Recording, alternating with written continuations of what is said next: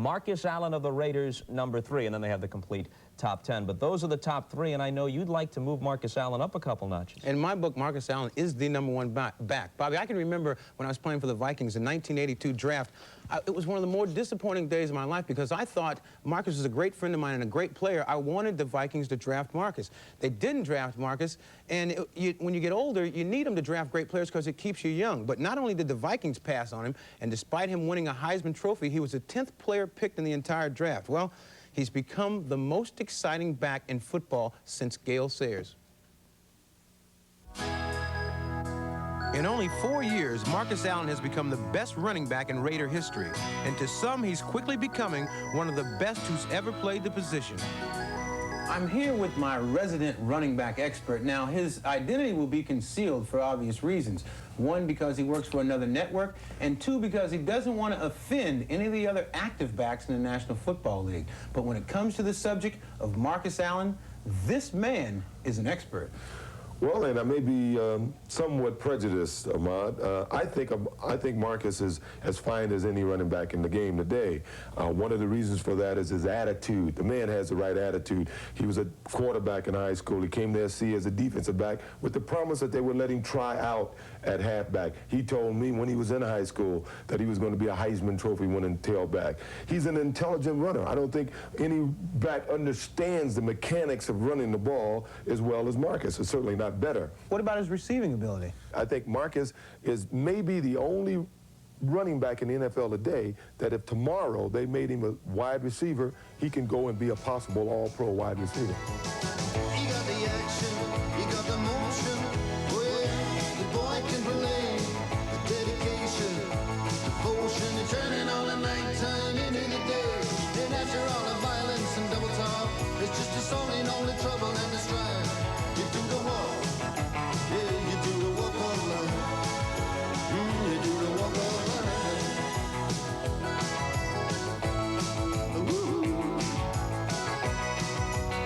Marcus, most running backs in professional football can usually do only one thing well. You run, receive, and block so well. How do you explain that?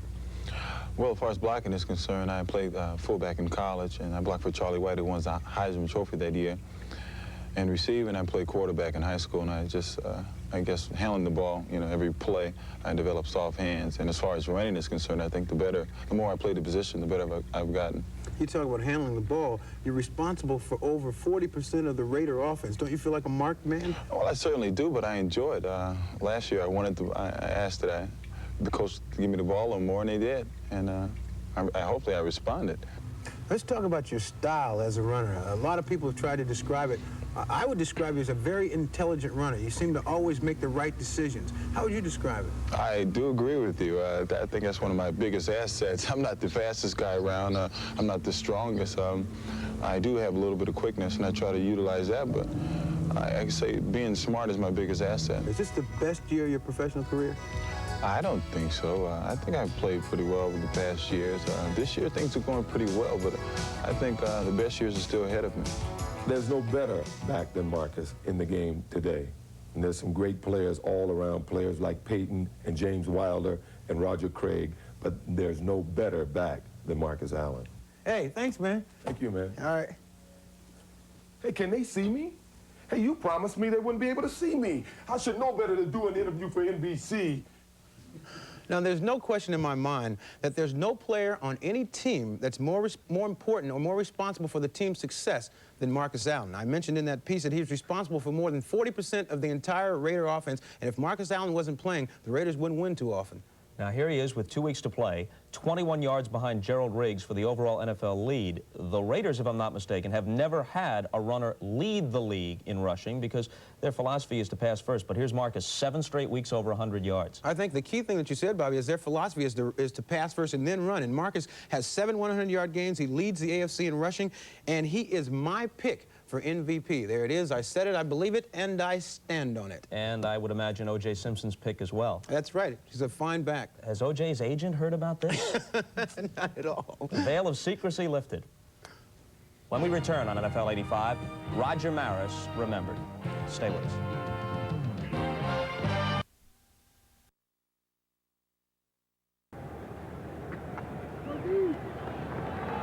We'd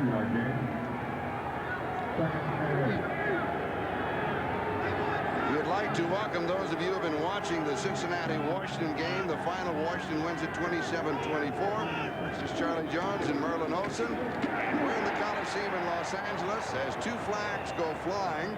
The Raiders and the Seahawks, with Seattle leading by a score of 3-0, courtesy of Norm Johnson in the 37-yard field goal. Now we'll go back to check out the flags. On the inside, if you watch carefully, we'll let the Holding, 59 offense, 10-yard penalty. We'll replay the second down. That's Blair Bush, the center. Let's go inside. Watch Howie Long now. Howie's just going to drive to the inside. Now watch what Blair Bush does as Howie does a little slap movement. Blair just reaches up and takes a hold of Howie's face mask. Well, not his face mask. He's got his shoulder pad. He's got inside. He got a hold of the shoulder pad, and he just got an arm block on him, trying to keep him from blowing through that gap. With the penalty, back to the 24. It's second down and 17. And here's Kurt Warner. Flag down. Warner out at the 26-yard line if the play holds. I think we got a holding call, Charlie. It is holding against Seattle, and they'll take it, keep moving him back. Yeah, I think it's Bob Kreider out there trying to keep his man from breaking free to the outside. Question, now there have been two holding calls in a row. Now as an offensive lineman. 78 offense, 10-yard penalty. We'll still replay the second down. As an offensive lineman, can you now hold this time, figuring there's no way they're going to call it 3 times in a row? Well, there's an awful lot of undetected holding on the line of scrimmage, but I'll tell you, you got to be smart about that. You don't want to do it out in the middle of the field.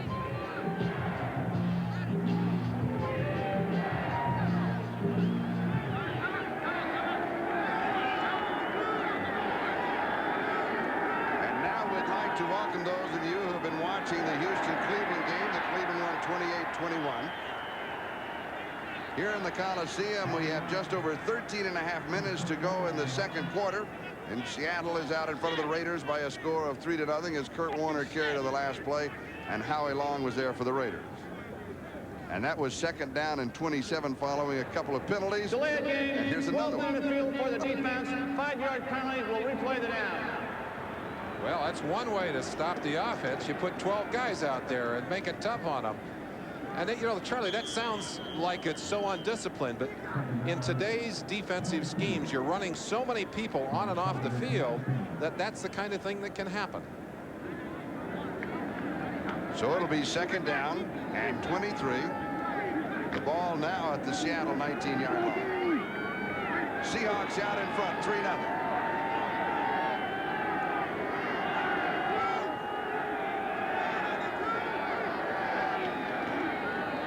Here's David Hughes. Warner lays the key block to open the hole, and Hughes goes to the 24-yard line, gain of 5. So it'll be third down as we go to Bob Costas for an update. Well, congratulations to Dallas for capturing the championship of the East in the AFC West. Well, it's still a wide open affair. We've talked about roller coaster seasons. They have had one this year, too. And the roller coaster hit some bottoms I don't think the Cowboys had seen in a long time. Craig over the middle. It is Eric Lane out of the backfield. And Lane goes to the 40-yard line. A gain of 16 yards on the play. And Stacy Turan makes the tackle. And it's 1.5 yards shy of the first down. Eric Lane falls into that category. You asked the question about overachievers. He is a classic overachiever. Doc says it well. He says, here's a guy who knows what he's supposed to do and how to do it, and he's going to give you 100% every play. Here's Dave Vincer to kick, and Fulton Walker is set for the return.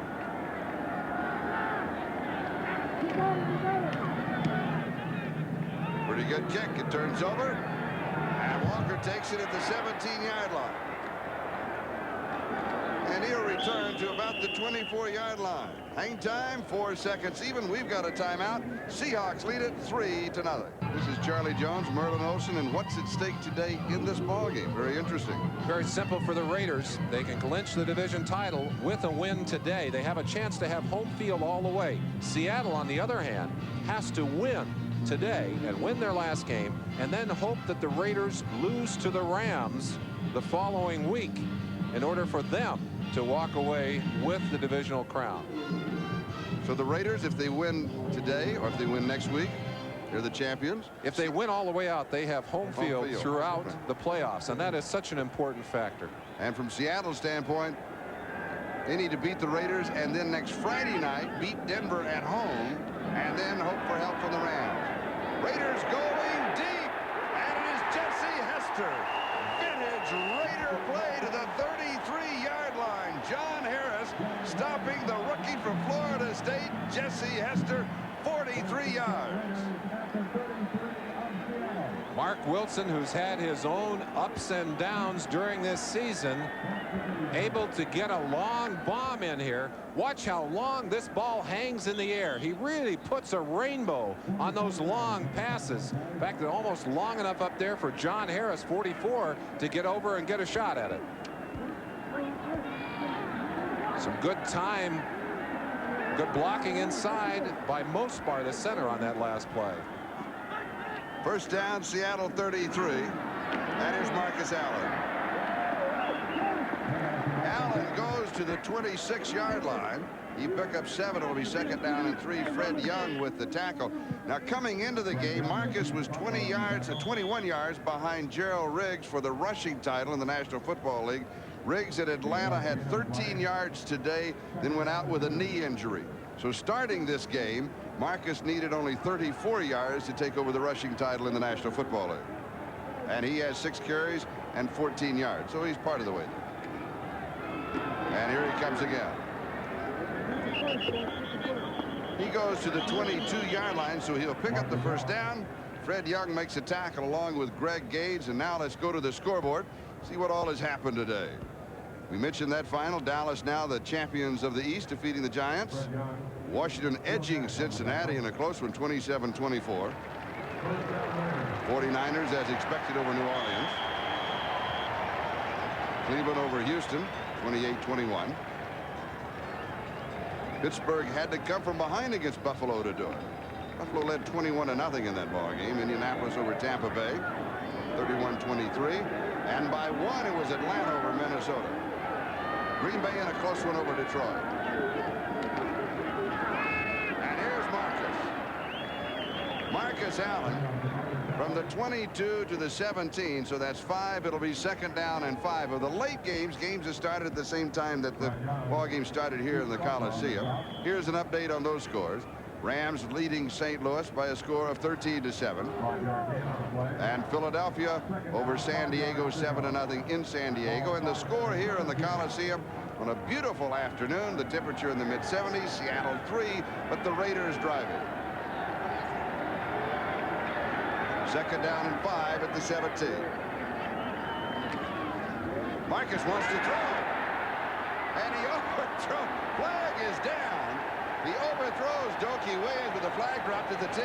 John Harris coming up to try and work against that run by Marcus Allen. Saw that Allen stopped to throw the ball, and he just reached out and hooked Doki Williams. Watch Marcus as he heads to the sideline. A hard pass to throw, just a few steps, and puts it over the top. Williams not able to get there, but simply because he was grabbed. Third time this year that Marcus has thrown the ball. His completions 1 of 2 prior to this one. Maybe we'll be able to see that Yank. Well, it's just a little out of our picture there, but you can see right here that you saw Harris getting up off the ground, number 44, and Doki shaking his head already, hoping the officials spotted it, which he did. They've got great field position, Charlie, down just outside of the 10-yard line. And it's first down. And here's Marcus coming inside and diving to the 5-yard line. So he'll pick up 5, and it'll be second down and 5. And if you look at the change, they could pick up a first down about 4 inches from the goal line. Fred Young makes the tackle. So in reality, it's second and 5 at the 5, and Marcus now has carried 9 times for 29 yards.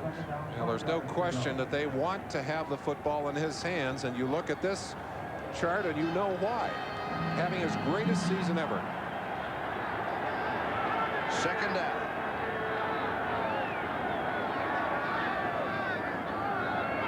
Jones in motion. Incomplete. Jokey Williams, the intended receiver. Terry Taylor had the coverage. I'm surprised on the call. I was looking for Marcus. For you? Well, I think they've got to mix it up, Charlie. And I'll tell you, when you get that ball and it's nosed up on the 10-yard line, that's the toughest 10 yards in all of football. You've got a short field to work with. And, of course, Mark Wilson doesn't call his own plays. The Raider quarterbacks used to. They're all being called from the sideline and off a basic game plan. And you've got to be a little unpredictable. Mark Wilson has completed 2 of 4 for 65 yards. Of course, the big one in this drive of 44 yards. Looks around. He doesn't like what he sees or what he received for the bench. We'll take a timeout. 7:52 left to go in the second quarter. Seattle on top by 3. Merlin Olson, for 15 years you played here in the Coliseum. Now, right now, the defenders are almost in the end zone. Is this the toughest part of the field here in the Coliseum for a defensive player? I'll tell you, anytime your feet are in the end zone, you know it's tough on the defense, but that's where the adrenaline starts to pump. The big man really determine what happens in this kind of situation, either in a rushing part of the game or protecting that passer. Believe me, there are some collisions that are going to take place momentarily down there. And you're talking about this is a 4-point down. If the Seahawks hold them, then the Raiders will go for the field goal in the tie. Overthrow. Todd Christensen, the intended receiver, and a flag is down. Now, if memory serves me right, that's the first time that he's gone to Christensen in the ball game. Well, he likes to go to his money receivers in that kind of situation. And it looks like the penalty is going to go against the Raiders. Now, in the game that the Raiders played against the Broncos last week, there were a number of offensive interference calls against the Raiders. Let's see if that's what it is here. Interference, 46 offense, penalties refused, 4th down. And if you notice, Todd Christensen, when he talked to the first of it, then he went to the deep official to see if somebody else would say, maybe agree with him. Well, if ever you could put the Nomer money receivers on 2 people in one game, you do it here with Christensen and Largent. Christensen, of course, working a little too hard to get free on that play. 23-yard attempt. And we've got a tie ball game as Chris Barr puts it up. And we'll take a timeout. It's all tied at 3-3. Holding a 6-1 regular season mark over the Raiders. You played for Chuck.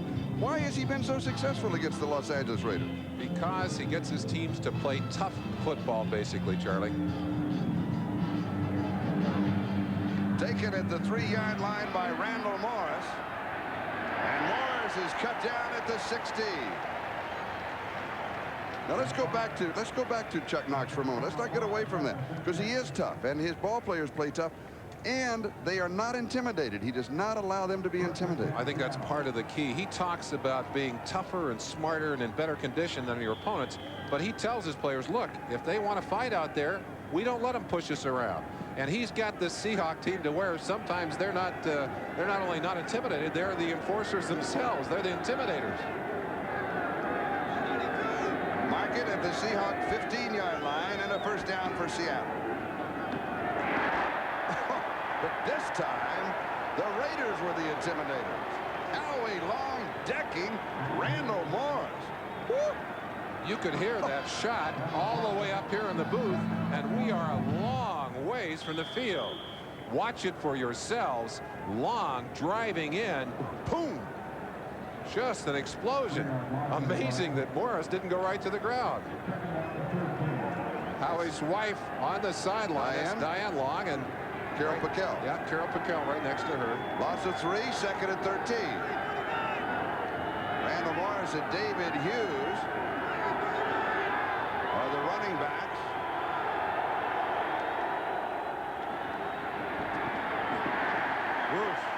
Hughes just barely back to the line of scrimmage. Greg Townsend making the tackle. Will be 3rd down and 13. Kurt Warner out of the ball game, I would imagine, for a breather at this moment, but no one's getting any rest out there for that Seahawk offense as they are just being pushed around at the moment. Tremendous flow, good flow to the football by that Raider defense. They had 3 or 4 people in position to make that tackle, and absolutely no room for Randall Morris. We're moving on the 6-minute mark. Time remaining in the first half. 3rd down and 13. Seahawks with 4 wide receivers. Raiders rushing 4. And it is incomplete. Scansey, the intended receiver, but in reality, Craig was throwing the ball away. Craig in trouble, and I think hoping that Scansey might have that kind of coordination that he has with Steve Largent. Well, there's Kenny Easley, even out of uniform today. I didn't expect that. He was in uniform before the game today, but not expected to play. His ankle's so bad they had it in the cast until last Monday, and that's Easley in the baseball cap there. Easley, of course, an intimidator, the kind of player that you love to have playing for you. Fitzer kicking to Fulton Walker, and also in the ball game in the Kingdom had a key punt return that set up a score. And Walker takes it at the 41-yard line and is cut down after return and stays on his feet and fights way back. The ball pops loose. The Raiders recover it. 47 yards and an exciting 5-yard return with almost everything in the world happening. Sam Merriman was there for the defense. 41 seconds. That is the time remaining in the first half. Seattle and the Raiders deadlocked at 3-3 again.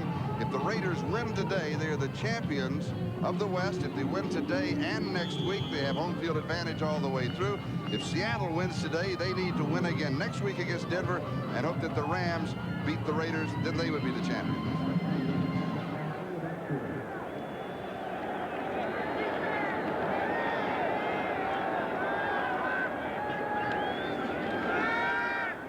Wilson drops this one off to Marcus Allen. Allen, a great fake to the outside and then scoots to the 48-yard line, so he picks up 5. It'll be 2nd and 5. Michael Jackson brings him down at that point. A lot of teams have to substitute to put a great pass receiver into that backfield in the place of a running back. You don't have to do that with Marcus Allen back there catching that one from Wilson. Marcus is one of the most sure-handed receivers on the field. So it's 2nd and 5. Jesse Hester now reversing. And here comes Marcus as he reverses, but he'll lose a couple of yards to the 46, so it's going to be 3rd down and 7 as Fred Young was there. You can take it one step further with the Raiders. You never see them with 4 wide receivers, Marcus being one of the reasons because he's such a good receiver, and the other is that the tight end Todd Christensen is such a good receiver, they just split him out.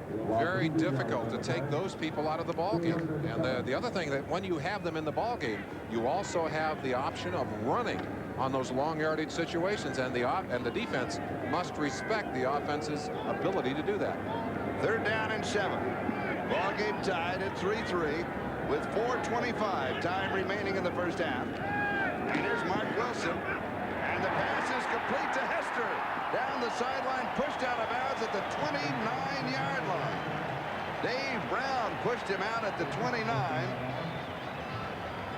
A chance to look at some of the different kinds of stunts that are being run. Watch the lineman on the nose moving inside, Gaines moving inside, Randy Edwards coming all the way around. But even though they try and get some pressure on Mark Wilson here, that's Nash coming around 72. He's still able to get that pass off, and Dave Brown beaten on the sideline by Jesse Hester, number 84.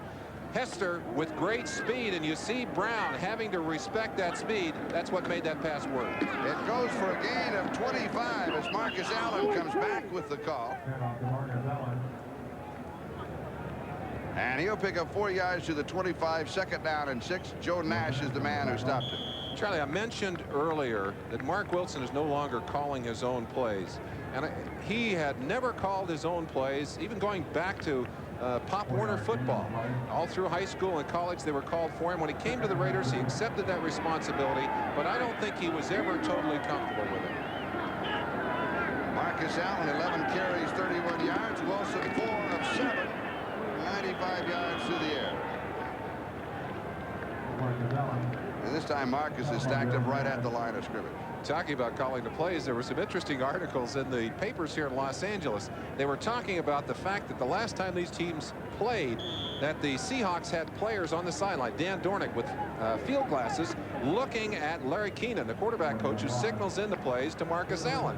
And a lot of spy innuendos into that, and course, the Raiders said, how in the world could he do that? He doesn't have that list on his wrist. Unless he did, he can't do that. But they did change their signals. Is that correct? They did, yes. Third down. It is complete at the 20-yard line to Todd Christensen. They're going to mark it just past the 20. I don't think it'll be enough for the first down. They had to go to the 19. It's about the length of the football short of the first down. Paul Moyer was there for the Seahawks. Two things to look for here. Watch how Christensen will work to get open and protect that football with his body. Now, if Kenny Easley were in the game, that would be Easley there instead of Moyer.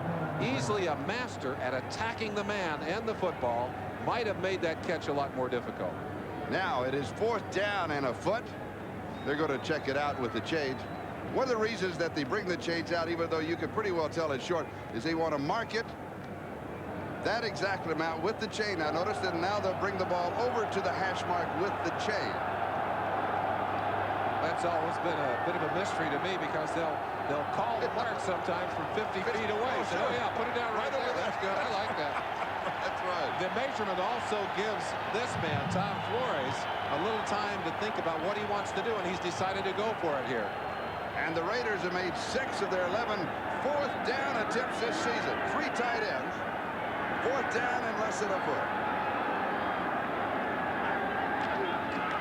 And it's Marcus, and he's got it with yards and yards to spare. 13-yard line. Gain of 6. First down. Excellent crowd on hand here at the Coliseum. It'll be around the 80,000 mark. And now we have the 2-minute warning given to both benches, and we'll be back in a ball game that is tied 3-3. Watch Parker, Davis, and Hanna as they drive that Seahawk defensive line off. Now, let's watch here for just a second. Stop it right there. Now, watch Paul Moyer here going after that football, trying to strip that football away. Reaches in. He's not trying to make the tackle. He is trying to break that ball out of the hands of Marcus Allen. First down at the 13-yard line. Dropped off in the right flat. And this is Frank Hawkins. And Hawkins goes to the 5-yard line. So he picks up 8. Second down, and a couple. Bruce Schultz was there.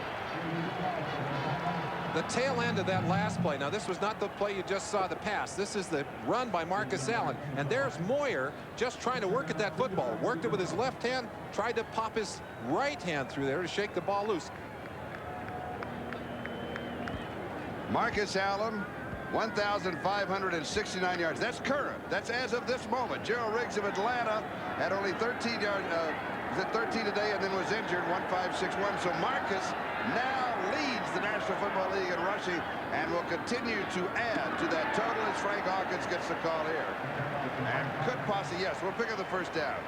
He'll go to the 2-yard line. It'll be first down and goal to go. Michael Jackson leading the Seattle Seahawks defense. You don't hear that much about Frank Hawkins. Well, and when you're in the same backfield with Marcus Allen, it's kind of hard. And yet he is one of the reasons that Marcus Allen has been so successful. Blocking extremely well for Marcus. And, of course, when Marcus goes to the left, a lot of people go with him. The pass is to Todd Christensen. A flag is down. It is in the end zone, but there was a marker throw. Christensen flagged just a few plays earlier for offensive interference, using his shoulders and pushing to get room. Let's see who they decide to call it on here. Interference, 46 offense, 10-yard penalty. Todd Christensen. Now, what the Seahawks did, what they did the last time they played, early, on the first downs, we'll go to the play and then I'll tell you the story. Let's get a chance to look at it. Wilson looking off the defense, started to his left and came right back. Obviously, the bumping that had taken place between Michael Jackson and Todd Christensen had taken place before we got there, but that's twice today, and that is, you don't see that many offensive interference calls during the year. When these two teams met in the Kingdom, on first down situations, the Seahawks would stay in the zone but put a man on Christensen. They wanted to take him out of it. Shadow him all day long. Here's Marcus. And Marcus Marcus Allen goes from the 12 to the 8. It's first down and goal to go back at the 12 after the 10-yard penalty. It'll now be second down, goal to go. We'll take a timeout. 30 seconds left to go in the first half. We've got a timeout. This is Charlie Jones, Merlin Olson with 30 seconds left to go in the first half here in the Coliseum. The score, the Seattle Seahawks 3, the Los Angeles Raiders 3. And the Raiders have the ball at the Seattle 8-yard line. It's second down and goal to go. Almost a duplicate performance of what happened to the Raider offense earlier as they got down in this position. An interference call, offensive interference call on Todd Christensen, moved them out. They ended up taking a field goal. They still want the 7 points. Let's see what they can do to convert it here. Marcus Allen goes in motion. Incomplete, a flag down again. Doki Williams, the intended receiver. And Mark Wilson was throwing right on the break.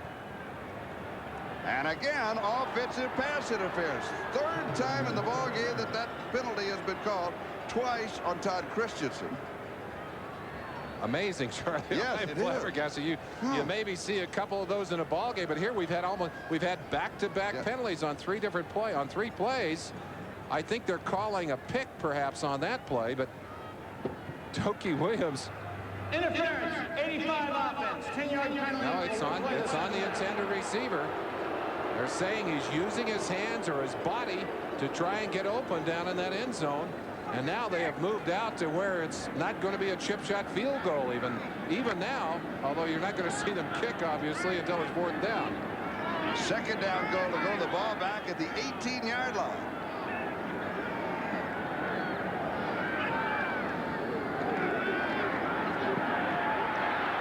Wilson, with all the time in the world, goes to Christensen. Todd leads to the 5-yard line. It'll be third down and goal to go. A pickup of 13. They'll stop the clock now with 16 seconds left of the first half. Todd Christensen.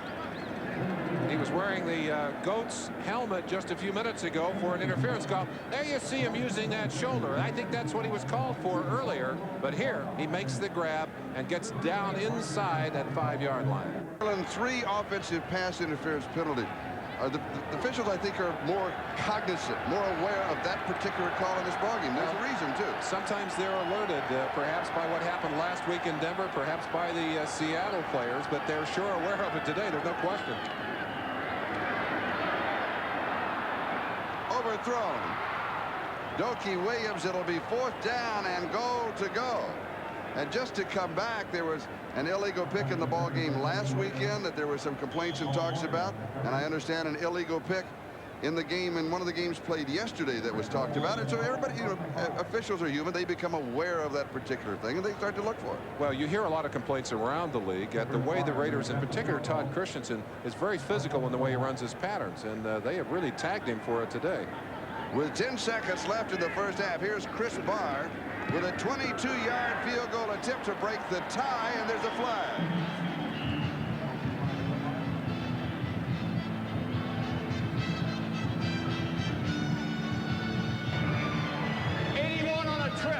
Tripping call on number 81 offense. It's a 10-yard penalty. That's Andy Parker, one of the 3 tight ends, called for tripping. We've had a little bit of everything happen in the first half. How many times do you see tripping called in a season, Charlie? Once, and this is it. I was hoping we would get it before the season was over. This is the one today. Tripping on number 81 will re-kick with a 10-yard penalty. Well, if you're on the Raiders sideline, right now you're saying, how can we get all these calls on us? On the other sideline, you're saying, hey, they're catching those guys. An attempt of 32 yards. And we've got jumping by the Seahawks. Contact. It'll be encroachment. The kick goes through the uprights, but there was an encroachment on the Seattle Seahawks. So now, you know, now it's going to be the Raiders' choice. They've got the 3. We're down to 3 seconds left. The penalty will not give him a first down. Encroachment by the defense. Contact occurred before the snap. That was. Field goal is not counted. 5-yard penalty will re-kick. That is exactly right. That's a good call. That's an automatic call. They have no choice. Officials do not have a choice. Rule book call across the line of scrimmage. Contact before the snap. Plays dead, regardless of what happens. If you're Tom Flores, you got to be saying, why me? And if you're Chris Barr, you're saying, how many times do I have to kick this sucker? I'm 2 for 2 and none of them count. There was the jump by Nash in the middle and a dead perfect kick. Well, Barr is certainly going to be warm after this third one. 3 seconds back on the clock. Because of the encroachment by the defense, the clock should not have started. So they moved the clock from 3 seconds back to 6 seconds. And the kick will now be from 27 yards. He's hit from 32 and 22. Now he tries right in the middle.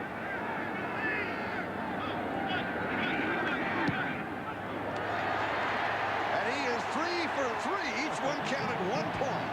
Well, if he had missed that and I were in a striped uniform, I don't think I would have gone very close to that Raider bench.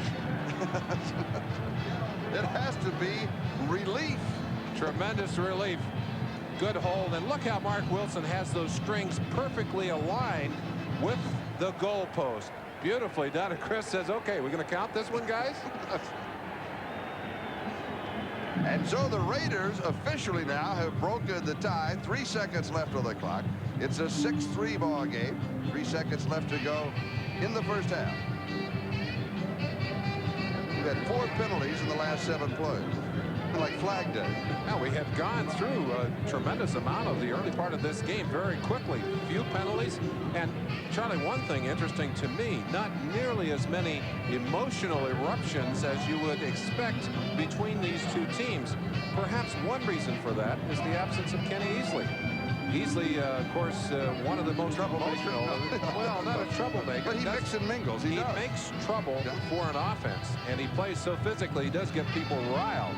But his absence, I think, being felt by the Seahawks defense, although neither offense able to do a great deal so far in this game. I'm wondering if the time of the year, though, we're coming into the next to the last ball game. You win today. If you're a Raider, you're in the playoffs. If you're a Seahawk, if you win and you win next week, you still got a chance. You don't have time for that. On a squib-type kick taken at the 10-yard line on the return by the Seahawks. And this is Paul Scansey as he returns it near the 45-yard line. And with that play, time runs out in the first half. Very close first half and an interesting first half. Seattle with a 37-yard field goal by Norm Johnson. For the Raiders, Chris Barr from 22 and 27 yards. Back after these messages from your local station. It's soccer in Mexico. And this morning in Mexico City, the all-important draw was held.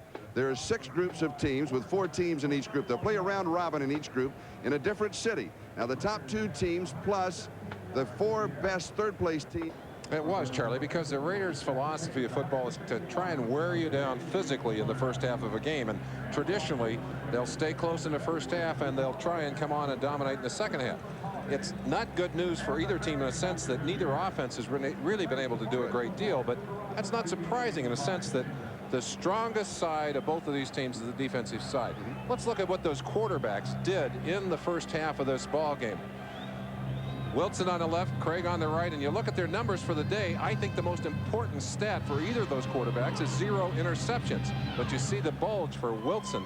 He's been able to get the ball deep a couple of times. Craig has thrown actively in the short zones, but not too well deep. Now, another thing you have to take in consideration is the offense is in reality, the quarterback's not that strong. The offense is built around one man. One man, and let's look now at what the 2 running backs have done. Marcus Allen and Warner have both run fairly effectively early in the game, but Warner kind of disappeared. And yes. Marcus just got stronger and stronger into that second quarter, and of course ends up with much better numbers. And if he follows his usual pattern, he'll be even tougher in the second half. That's right, because the more that he carries the ball, then the stronger that he becomes, and the yards start to add up in the second half. Well, it's something we could look for anyway. And total yardage first quarter and second quarter. Look what the Raider defense has done to that Seahawk offense. 34 yards in the first quarter, only 18 yards in the second quarter, while the Raiders picked up 138 yards in the second quarter. But through the last 6 periods of play between these 2 teams, the Raiders have not been able to score a touchdown. 33-3 in the Kingdome. And here 6-3 Raiders. The Raiders taking the kickoff to open the second half. Here's Fulton Walker on the return, and he's across the 25 to the 29-yard line. 23 yards on the return, and let's look at the statistics in the first half. Stats, as you see, time of possession in favor of the Seahawks, and of course much of that an early first drive that was well over 5 minutes. Yardage favoring very strongly the Raiders side of the ledger, and the turnovers, all fumbles, you might remember. Yes. 1 by Seattle and 2 by the Raiders. First downs today, the Seahawks averaging 1.6 on 9 plays. And here's Marcus Allen. And he'll open up with 3 yards in the second half from the 28 to the 31-yard line. 2nd and 7 as Fred Young makes the tackle. You saw that big bulge in first down yardage, and those first downs so important, Charlie, because if you can pick up in excess of 4 yards in that first down, you have all the options then for your offense. And the Rams running away from the Cardinals at halftime. The Rams lead it 36-7. And here the score, the Raiders 6 and the Seahawks 3.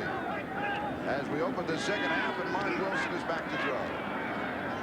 Incomplete. It looked as if he wanted to go either to Allen or to Todd Christensen, and in reality they were covered. He may just been dumping it away in an open zone. Looking from the end zone, you'll see Wilson go back. He's getting good time. Mosbar doing a good job on Nash on the center, but Nash got up and got his hands in the air. I think forced that ball to be thrown a little high. There's someone you might recognize from profile, Jim Plunkett. Why isn't he in uniform? Well, he wonders too. He says he's ready to play, Charlie. I said you put on a little weight, and he said, no, it's my winter coat. He will be activated soon. You can believe that. 3rd down and 7, far side, incomplete. Going over the wrong shoulder of Jesse Hester, so that'll bring up 4th down and 7, and that means that Ray Guy will come in to catch. Wilson, had he had just a few seconds longer, might have been able to complete that pass. Getting pressure from Joe Nash, had to get rid of the ball and hoped that Hester would be able to react to it.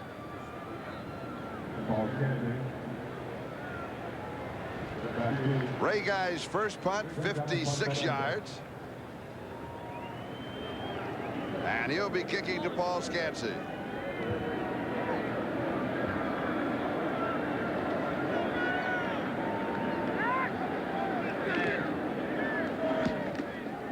Not that good a kick. Scansey will play it on the bounce. No, he's going to stay away from it. It'll work out all right for the Raiders. It'll be marked dead at the 18-yard line. 51 yards on the kick and the roll, and we'll be back. Is brought to you by today's Chevrolet, who invites you to live the style, performance, and fun of Chevrolet in '86. By Stroh's and Stroh Light, now you're talking good times, and Stroh's is spoken here. And by Hewlett-Packard, the people who turn your business computing problem into a business computing solution. For the Seattle Seahawks, Chick Harris will signal the plays in from the sideline. Getting a little help there from Chuck Knox. And there's the defensive signal caller. They don't call him coordinator for the Raiders. Bob Seaman.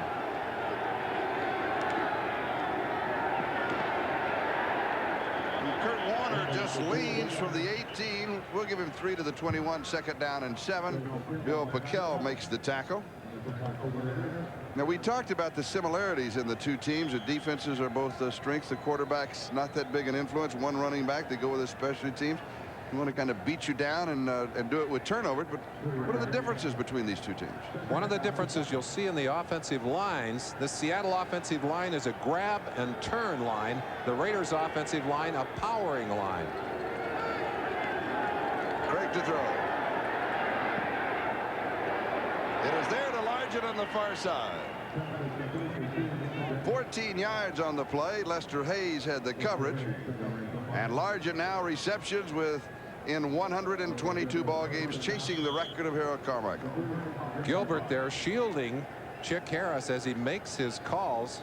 You see him signaling out. Oh, he's changed the play. Look at that. He's going to go back and do it again. I always wondered what would happen, though, if 4 of the defenders came over and formed a wall between them. So that you couldn't see him. I know that would be interesting, wouldn't it?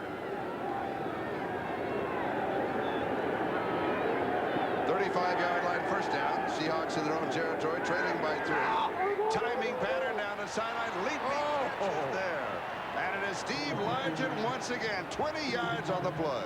Largent just caught a pass on Lester Hayes with his magic feet, and here it's just absolute artistry. Look at him go up and take it right out of the hands, waiting until the last possible second so he wouldn't turn Mike Haynes around too early. And Largent, of course, tied with Lance Allworth with the most 1,000 yards receiving. And next year he'll be going for number 8. Largent, 3 receptions, 46 yards. The ball at the Raider 45-yard line. First down, Seahawks. They started this drive at their 18, and Largent is in motion. And Craig to throw. Swinging out of the backfield is David Hughes, and Hughes goes out of bounds at about the 40-yard line. We'll give him 5. It'll be second down and 5, and Mike Haynes was there for the defense. Lester Hayes likes to get up right on the nose of those receivers and hassle with them, but a lot of times he'll come up and line up tight on the receiver and then just at the last minute drop out of there into zone coverage or sometimes come back to a man-to-man. Here it is. There is Lester. Now Lester has come up to get right on top of him. He'll back out of there. Well, we'll go in and look at him, see what he does on this play. Look how close he is on Darrell Turner. In fact, he'll play him so close that sometimes he gets called for lining up offsides. Not for jumping, but for lining up. Here's Kurt Warner. Little shoulder move inside, comes back against the grain, and he'll pick up the first down as he's pulled down at the 33-yard line. He's got 7, and Van McElroy makes the stop. That's the kind of running that Kurt Warner did so much of in his rookie season when he was the AFC's Rookie of the Year and in many people's books the most valuable running back in all of the AFC. And Warner has not had that kind of an average. At, what is he, 3.4 for the year, Charlie, this year? And look what it is now. And in the first half, he had only 23 yards rushing in the first half. Well, interesting. It's good that we play 2 halves of football. Yes.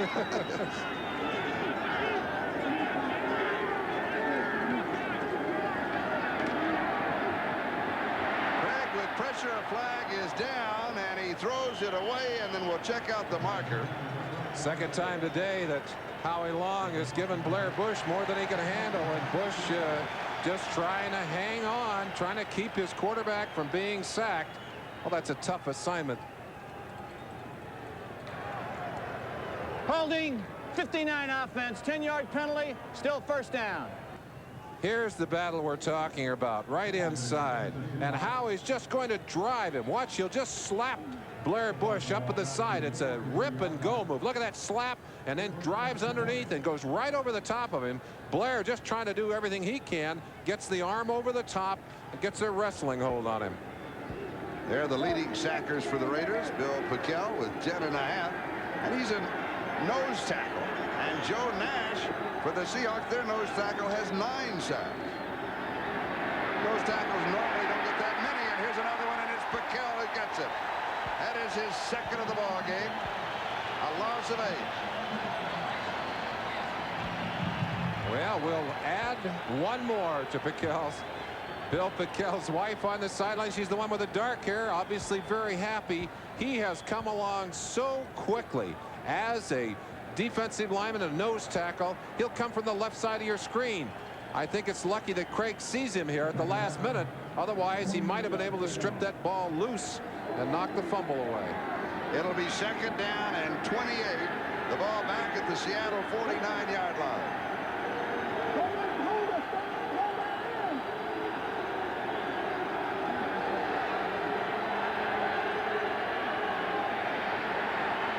Over the middle, the pass is complete at the 40-yard line. Dan Ross, the tight end, pulls it down, and Jeff Barnes pulls him down. They'll mark at the 41-yard line. Trying to be patient. They didn't try and get it all in one play. They'll still have long yardage, but at least they've cut that down. Ross getting some playing time, started today. He's an interesting story. He has to be very tired, though. Oh, he's played 4 seasons with 1 off season in between. He's lost about 15 pounds. He said his body starts to twitch on him occasionally when he's sitting down. I don't blame his body. He went from the NFL to the USFL, then an off season, then the USFL back to the NFL. That's the reason for that 1 off season. 4 football seasons. Greg far side on a comeback timing pattern. The Largent, they're going to say no, he was out of bounds. Even out of bounds.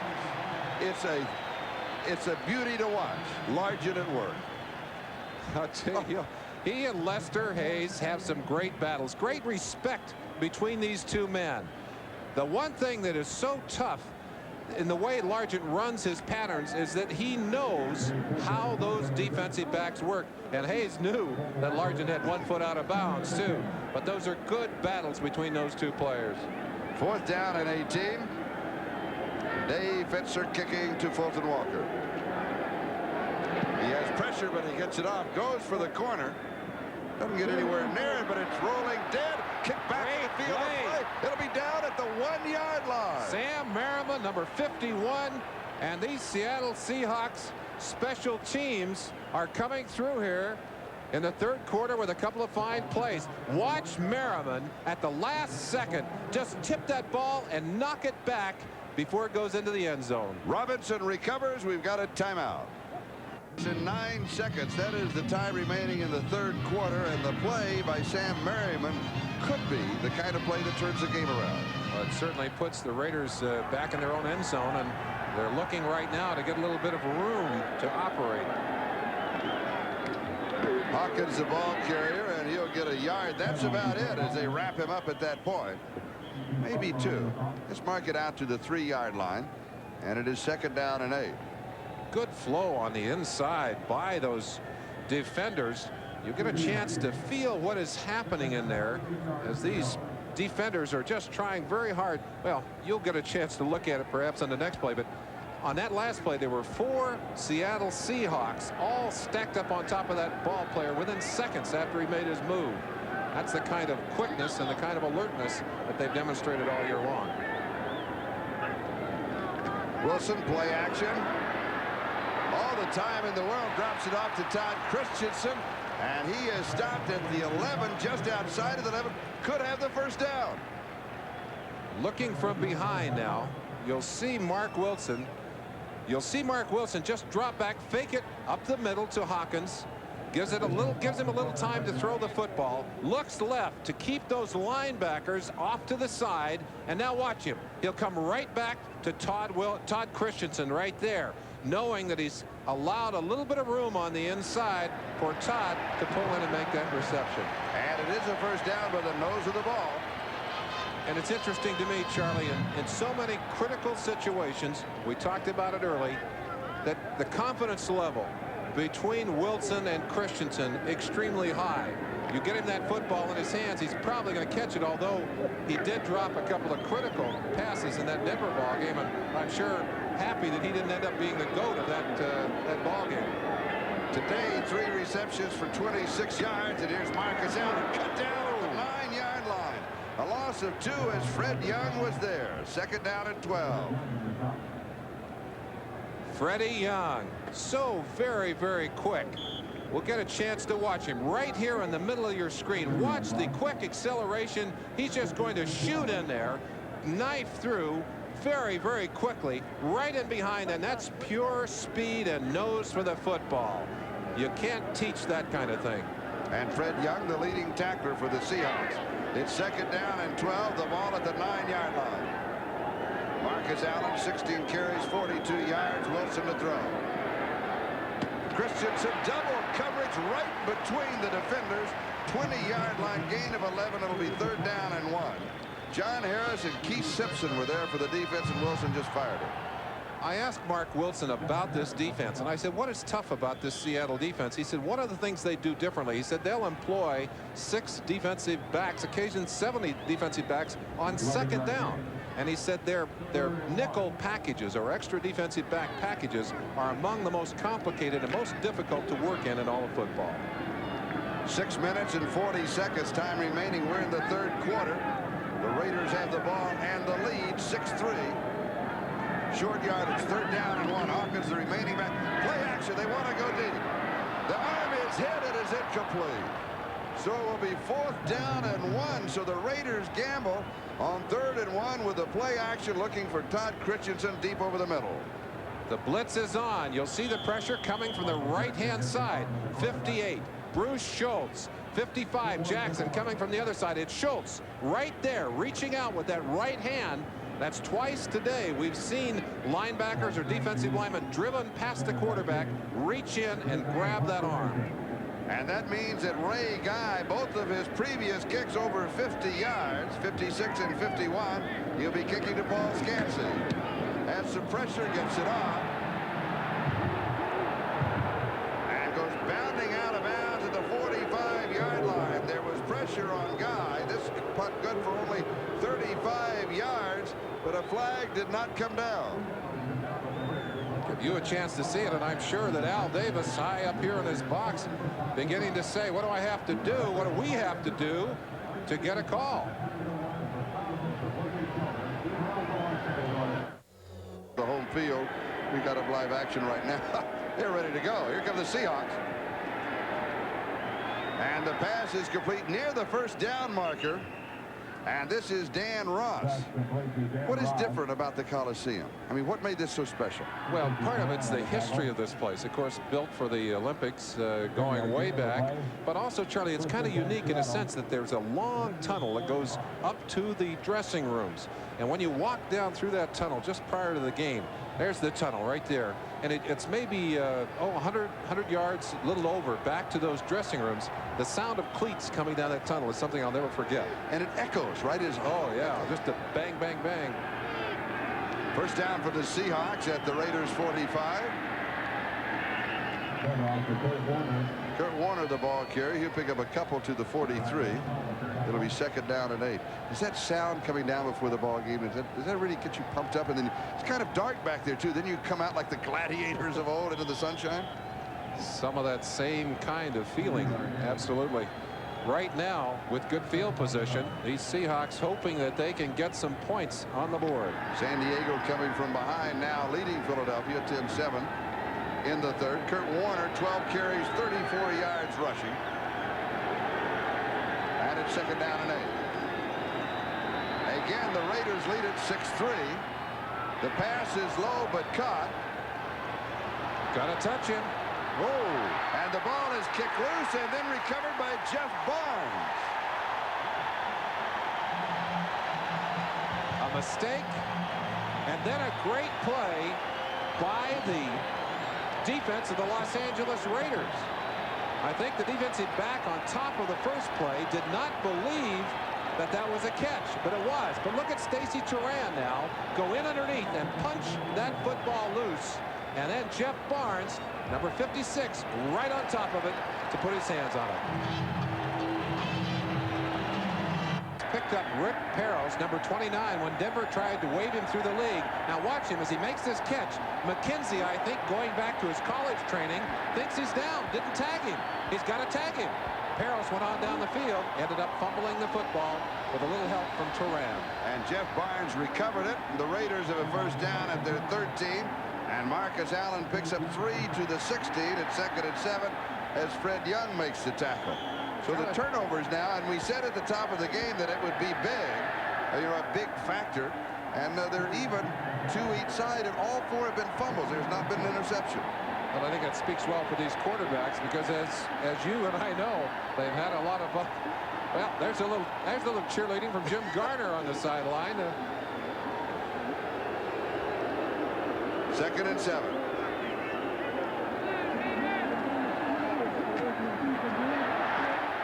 Marcus Allen leaning to the 23. It'll be close to the first down. He needed 7, and I think that he may have gotten it. 18 carries and 51 yards rushing now. Watch number 79, Jacob Green. Henry Lawrence working on him. They're giving him a little pass set to get him upfield. And then right at the end of the play, again, you see the Seahawks stripping at that football, grabbing at that football, trying to force that fumble. I'll tell you, between Green and Henry Lawrence, number 70, that is always a war. Those two play each other tough. Third down and about 4 inches to go for the first down. And I'm not sure, thinking about the shot of Jim Garner, He may have been quiet. He was trying to tell the crowd to be quiet. Because they had a wave going just a moment ago. He said, not now, not now, please. Wait until the Seahawks are trying to call their signals. Yeah, he has a new hat, his Indiana Jones hat. 3rd down and inches. Quarterback sneak.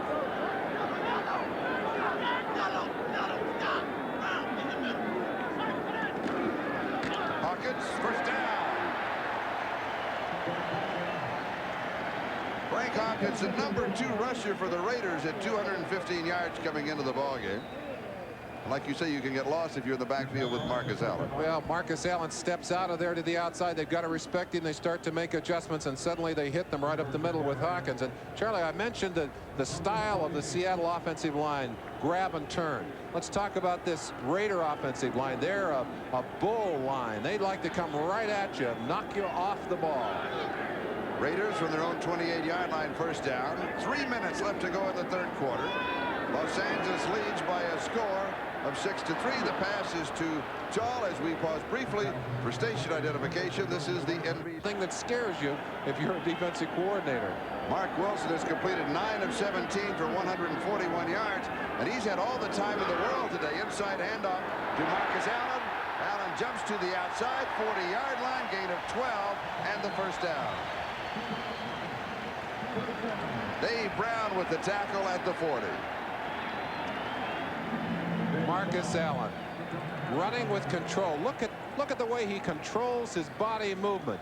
Not at full speed. I think he's concentrating this year on being able to take advantage of what he can see in front of him. Said he was pressing last year. 63 yards on the day. Notice the eyes of Marcus Allen. He has tremendous vision. Going for his 8th straight. The record is 9, held by Gerald Riggs. By Walter Payton. By Walter Payton. I'm sorry, you're right. Of course. Incomplete at the 45-yard line. Dokie Williams, the intended receiver. Dave Brown just timed the collision. Beautiful timing. You described it perfectly, Charlie. Got there right at the last possible second. The collision is what knocks the football away. Mark looking to his right to look the defenders off. Watch it right here at the end of that play. Just as Dokie is pulling that ball in, Dave Brown is stripping his arms apart, ripping those arms apart so that he can't control that football. And let's go back and let's just not, I'm sorry that I miscalled, but it is Walter Payton. He had 9 straight 100-yard games. Stopped yesterday when he was held to 53 yards in that game in the red against the Jets. And here's Marcus running free and out of bounds in Seahawk territory. 1st down. And that should put him over the 100-yard mark for the day. No, not quite. Well, we'll keep an eye on it for you. 77 yards, 20 carries, 77. Well, there's some time left in this ball game, and I think we're going to see some more of Marcus Allen. And he picks up 14 here. And he does. He gets, you alluded to this earlier. As the day goes on and the more carries that he has, he gets stronger. Well, he wants to carry the football. He wants to be in the ball game. I guess every great back wants to have that football, wants to make things happen. 1st down at the Seahawk 46-yard line. Play action fake. Dokie! Pass is complete at the 33-yard line to Dokie Williams. And Terry Taylor had the coverage. And right now the Raiders leading by 3, but completely in control of the game. Playing their kind of game here at this moment. And Dokie Williams has such fine speed, sprinter speed. You saw it just a minute ago, challenging the corner on the left side. Dave Brown comes right back at Terry Taylor, and a cornerback has to respect that speed. And when you can drive them off with your speed and then come back to the ball, awfully tough. At the 32-yard line, 1st down. The eyes of Marcus Allen. And the arms of the Seahawk defense. Jacob Green, one of the first, along with Fred Young. And Charlie, Fred Young is a very good story for the Seahawks. Pressed into action when Sheldon Robinson was hurt earlier, made his reputation in the league as a special teams player, selected as the best special teamer in the AFC last year, is learning in this defense. But you know, he had problems early in the year. He'd get out of the defense and make a mistake and then make a big play. And Tom Catlin would say, "You made a mistake. We can't have you do that." He said, "Yeah, but I got the tackle, coach. I got the tackle." That's a great story, and so true. Going deep, incomplete. Dokie Williams, the intended receiver, he was cut off deep by Terry Taylor, so it'll be 3rd down and 10. Back at the 32-yard line. And it was hard going back to Fred Young. It was hard for him to realize that when you make the tackle, even though you'd blown the assignment, that it wasn't a good play. It was not a good play. Not because he made the tackle. I mean, making the tackle was good. If you make a mistake, you better make the tackle. But making the mistake meant that if you did it again, perhaps the offense would be able to take advantage of that and score a touchdown. This Seattle defense, extremely disciplined under Tom Catlin. They have every man with a special responsibility, and they play team defense. 3rd down and 10. Extra men in the secondary for the Seahawks, and here's Wilson to throw.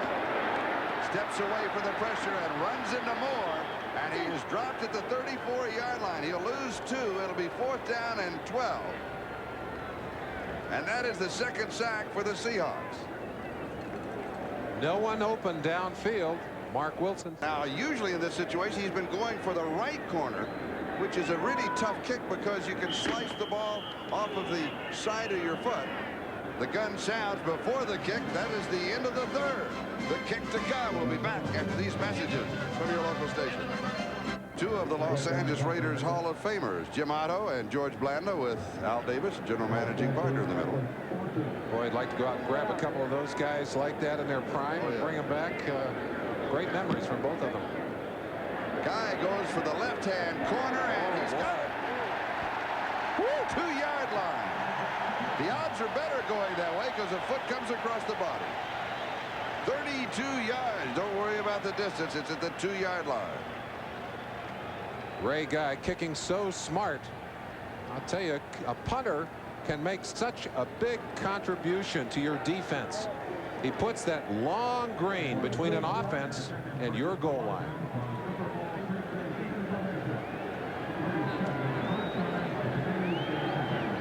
All right, Ray.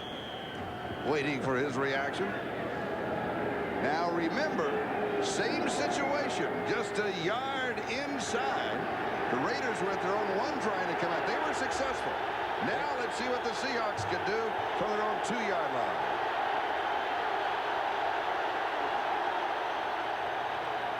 And Rick Peros is the ball carrier. And he carries across the 5 to the 6-yard line. Let's look at the statistics. 2 3/4. Not a great deal there to get excited about if you're a Seahawk fan. The Raiders more yardage by far, but not a lot of points to show for it. We get word from the sideline that Sean Jones is banged up a bit. Greg Townsend, number 93, goes onto the field. 2nd down and 6. And here's Kurt Warner. James Davis leading the charge. Stacy Turan is there. Good receivers don't just catch the football. Watch Largent here. He looks like he's coming in a pattern. But watch what he does here. Coming in to trap, to block on Stacy Turan. Well, that's called your mousetrap. Just gave him a little push. Didn't quite get him out of the play. But Largent, at one time, they used to put him in as the wing on short yardage plays. Tom Forrest said not only that, but he blocked. 3rd down and 3 from the shotgun, and Eric Lane is there.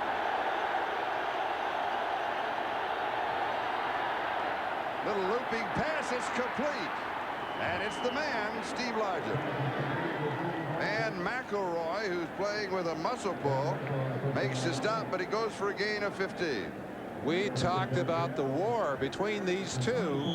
Lester wants to keep Largent on the line of scrimmage. He's warming up those hands. Long arms, jams him right there. Largent not afraid to roll out of there and simply breaks away and gets the toss over the head. Picks up a nice gain and the 1st down. 24-yard line, 1st down. Fake to Kurt Warner. Kind of a sidearm to Peros, and he drops it. It'll be 2nd down and 10.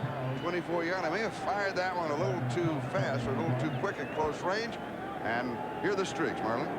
Well, that's an amazing streak that Largent has Of course, Harold Carmichael now not active in the game, and Largent hoping to keep that streak alive. And when Carmichael set the record, I was at the game. They gave him a trophy that had to be 40 feet tall. I'm not exaggerating. I remember they that. took it apart in pieces. I wonder where he stores that trophy. No! They make a great Christmas tree is what it would make. Second down and 10. Craig has completed 11 of 17 for 133 yards. Listen to that crowd. They want to get into it here. There's pressure. He rolls. He throws. The pass is complete, but it'll end up short yardage. Going to Dan Ross, the tight end. And Stacy Turan is there. Ross is hurt. Stacy Turan, a very physical tackle, drove Ross to the ground. Charlie Young, who has been starting at tight end for these Seahawks for a long while, already has a knee injury. They do have a backup in Mike Tice, who came off the IR list with a broken ankle earlier. But let's watch the play. Craig under pressure rolls out, throws that ball high. Turan picks him up from the knees. He goes right down on that right shoulder and right arm. We've got a timeout. We'll be back. Third down and 5. Pressure. Craig pulled down.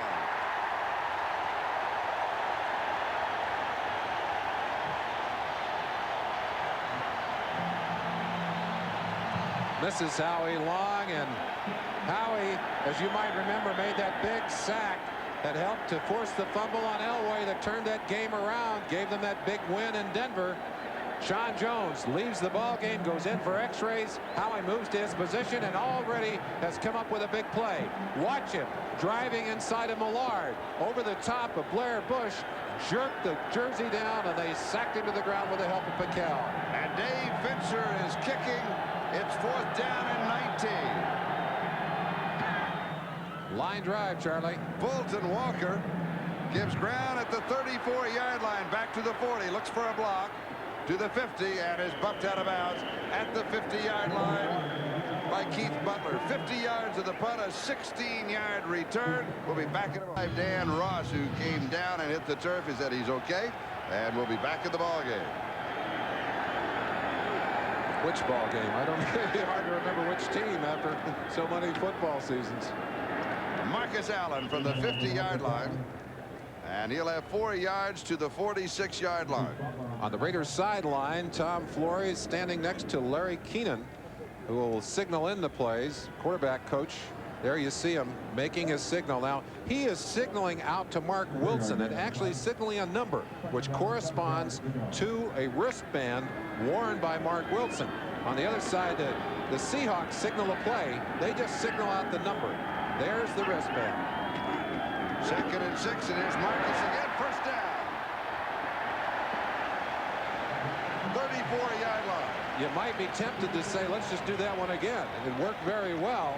Marcus continues to add up the yardage, and as he did last week against the Broncos, is playing much stronger here in the second half. Now, when I see a wristband, I always think of Tom Matty, and you played in that ball game when he first wore the wristband. Is that right? Charlie, you always remind me of that. Yes. Right here in the Coliseum, Matty's famous wristband, and as we watch Marcus Allen in a replay of that play, he came in here to replace 2 injured quarterbacks, called the plays off the wristband, and beat us on this field. Marcus to the 30-yard line, gain of 4, 2nd down and 6. Michael Jackson with the tackle. Charlie, even though we haven't seen the emotional explosions in this game, the physical nature of this game is taking its toll. Jeff Bryant, that's Tom Catlin, who signals in the defenses, calls the signals. He's the defensive coordinator. Jeff Bryant just out of the game. There you see it going in. He'll call alignment, coverage, and he'll call also any blitzes or stunts he wants from the sideline. 2nd down and 6 at the Seattle 30-yard line. Raiders out in front 6-3. There's not been a touchdown. Frank Hawkins gets the call. 4 yards to the 26. It'll be 3rd down and a couple. Joe Nash with the tackle. And they're within field goal range. And I mention this because it's 3rd down and 2. Nash, of course, in the Pro Bowl last year as a nose tackle, has had a good season, and is sacking the quarterback well. Had a period in the middle of the year when he was having trouble getting off the blocks, and they backed him off the ball a little bit. Today, he's working against Don Mospar, a very fine center, and the Raiders feel that Mospar has solved their problems in the middle of that line. 9.5 minutes to go in the game, and Mark Wilson does not like what he sees. He's got a timeout. The Raiders have 4 seasons in Southern California: early summer, summer, late summer, and next summer. Temperature in the 70s at kickoff, and Frank Hawkins gets the call. It was 3rd down and 2, and does not look as if he picked it up. Randy Edwards was there to greet him for the Seahawks, so it'll be 4th down, and still 2 to go. And night is descending here at the Coliseum. Chris Barr onto the field to try a field goal here. This is going to be out. Go ahead, Charlie. Holder Mark Wilson. Fake? Possibility? Always a possibility with the quarterback holding, but Chris Barr, watching him in practice, this is comfortably in his range. He wants to kick longer field goals, as a matter of fact. I don't think it's a fake here. 43 yards.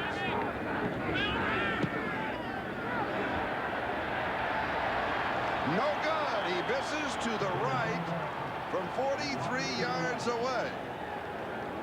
So the Seahawks take over at the line of scrimmage, still trailing 6-3. Plenty of distance on that ball. Wilson gets a good hold for him. I think he thought he had it in there, but it drifted out to the right-hand side. Raiders, Seahawks have the ball. Taking over as Chris Barr missed from 43 yards out. Missing to the right side. Seattle's ball, 1st down, their own 26-yard line. They trail by 3, 6-3. There's been no scoring in the second half. Craig with pressure fires, and is incomplete. He was throwing behind his tight end Dan Ross, but he had to get rid of the ball. Good pressure from the inside. They're just burrowing in. Howie Long is working on the nose again, right over the center. He's driving Blair Bush back, but watch David Hughes just come in there and bury his shoulder in Howie's stomach to keep him off. Unfortunately, there was no one open, and Craig knew he didn't have much time left. Because Greg Townsend was coming in from the outside, and it's 2nd down and 10. Are we looking for the one big play? Will we see that?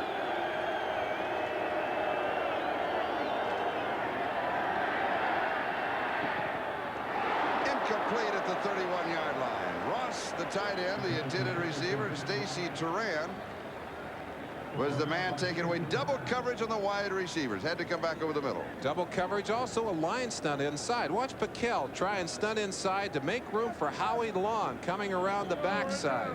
We turn a play loose. You'll see Craig, who's conscious of the pressure, still has time to throw that football, but Stacy Turan had such great position on Dan Ross that Ross couldn't get back outside to catch that ball. The Seahawks 3rd down and 10 now with 4 wide receivers. Scansey and Walker check in to join Largent and Turner. Craig buys a little time. The pass is incomplete, going to Byron Walker. James Davis, number 45, in solo coverage. Well, that's a little scary when you can put that much speed on the field in the presence of 4 wide receivers. Watch Craig here. He'll show you a little of his scrambling ability. Gets away right there from Townsend, 93, outside on Mitch Willis, and that play awfully close to being successful. Byron Walker diving but missing the catch.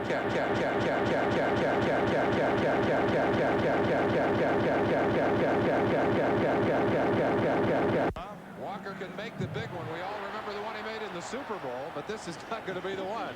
He has 11 yards on the return. There's a flag down. Greg Gaines was there for the Seattle Seahawks. A 33-yard kick with a 10-yard return. There's a marker on the field. Fulton Walker, by the way, working on the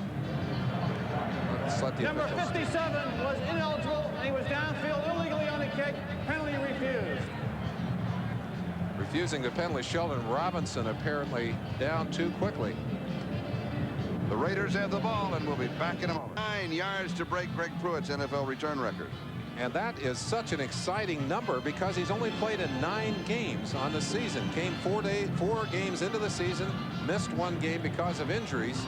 and has had a great impact on the special teams here. Both these teams, outstanding special teams, Charlie, and they've shown us some great plays today. And Sean Jones, it is an elbow problem. He will not be back in the ball game. Fulton Walker needed 81 yards in returns coming into the game to break the record. The record is 666 yards. Held by Greg Pruitt, set while he was a Raider. Wilson pump fake, wants to go deep. Incomplete. Dokie Williams, the intended receiver. John Harris and Terry Taylor at the coverage. It'll be 2nd and 10. That'll stretch the defense. Even when you miss a pass like that, you force the defense to think about it. One of the differences between these teams, and it's a good thing to talk about, this Seattle defense tries to make you play a long field in a sense that they lay back, they stay back, and they play especially deep on the Raiders. They try and keep everything in front of them, trying to make the Raiders force the play, trying to make them make the mistakes. 8 minutes and 5 seconds to go. The Raiders lead it 6-3. And here's Mike. He can start and stop and reverse. There's a flag down. Pick up 4 yards and make it as exciting as you'd want to see on any highlight film.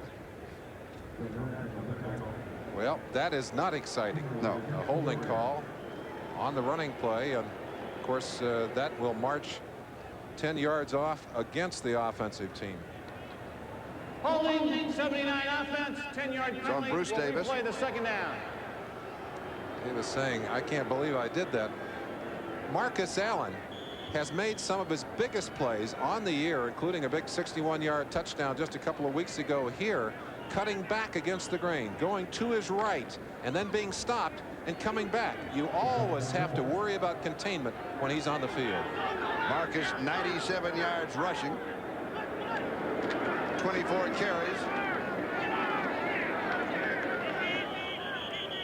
He'll only pick up a yard here. Didn't fool anyone on that play. Tremendous pursuit inside out by that Seahawk defense. We mentioned that Jeff Bryant had had some physical problems earlier. Yeah, we're getting close, as they might say. You can't get much closer. That's right. Randy Edwards in at that right end position of Jeff Bryant. 1 more yard would make it 8 in a row. And 1 behind Walter Payton. But you look for the pass here. 3rd down and 18. Great catch. Unbelievable. And a tremendous throw by Mark Wilson. 48 yards. And you almost want to applaud the defense also on the play. He hangs that football so high, and Terry Taylor just misjudged that football. But the thing that's amazing about the catch is you watch Mark Wilson throw that rainbow is that when it comes through the hands of a defensive back, it is so hard to keep your concentration. Dokie Williams, that catch over the top, over his head. I don't think there's a tougher catch to make in football. The big play that we've been looking for, the big play of the ball game offensively. They've got to convert, though. They've got to get the points. They've been here before and haven't. First down, goal to go. Is it there? Yes. Marcus Allen, touchdown.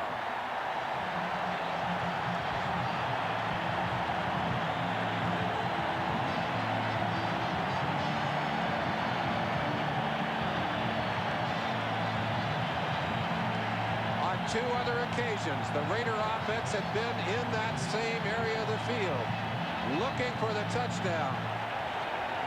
Marcus picked a good time to leap over the top of that and go past O.J. Simpson and Earl Campbell with his 8th consecutive 100-yard game. Chris Barr with the extra point.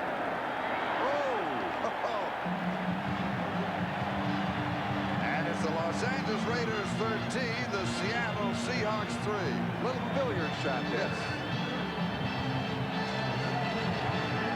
Let's go back to that big play by Marcus Allen. Good vision. You talked about the eyes earlier, Charlie. He makes you miss, and then he knows where that goal line is. And for Marcus Allen, his 14th touchdown of the year.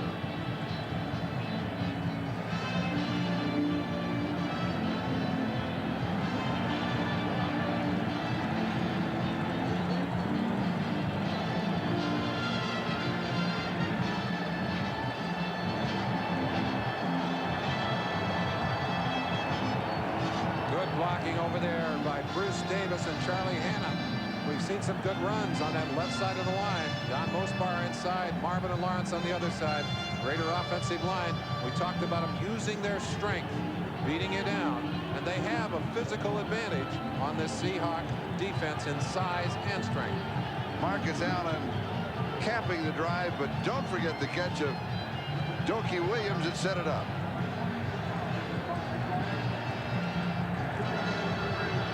(13-3). Seahawks are down by 10 points with 6:09 left to go. First touchdown of the ball game. Scansey and Morris are deep. And Scansey from the 5-yard line. And he returns to the 24. There's a fumble. The Seahawks say they have it. Ball bounced out as Scansey hit the ground. Boy, he came down on a stack. Sheldon Robinson, number 57, or excuse me, Jerry Robinson, number 57. We have a Sheldon Robinson, 57 on the other side. He's the man that took the legs out right at the last second. He was a starting linebacker and all-pro with the Philadelphia Eagles. He came in here. They've expected him to get into that lineup. He's playing well enough that eventually he may unseat Reggie McKenzie and get in there. First down for the Hawks at their own 24-yard line. Trailing by 10. Going deep. Oh, incomplete. Darrell Turner, the intended receiver, and Mike Hayes was there for the defense, right on the fingertips. A great pass by Craig. We've seen two beautiful long passes. The difference here is that at the last second, you'll see Mike Haynes reach in and grab the arm. You see him grab that arm and jerk that arm down, leaving Turner. I think if Turner had kept that ball in his hands, he would have been able to control it. But Haynes just reached in and stripped the hand out. No way to hang on to the football. Turner does not have a reception, but he is celebrating his 24th birthday. 2nd and 10. Howie Long jumped. The question is, was he pulled off? Howie called one time earlier in the game, just a little eager. Wants a piece of the quarterback. 75 defense, made contact before the snap. 5-yard penalty, still second down. He's got a lot of things going through his head. He has to play so many positions, and he's thinking about assignments. What do I do now when I'm on the nose? What do I do when I'm on the right tackle? What do I do when I'm outside? It's a heavy load for a defensive player to have to think about that many things at one time.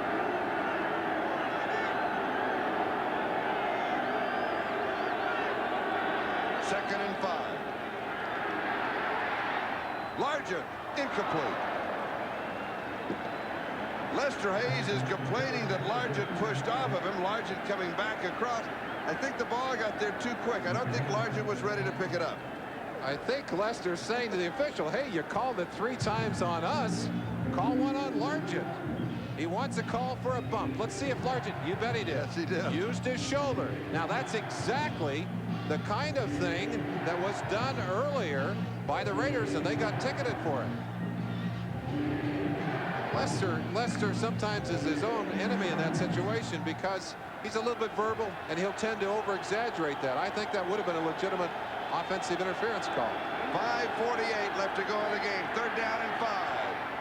Pass is complete. First down, Seattle, as Eric Lane goes to the 41-yard line. A gain of 12.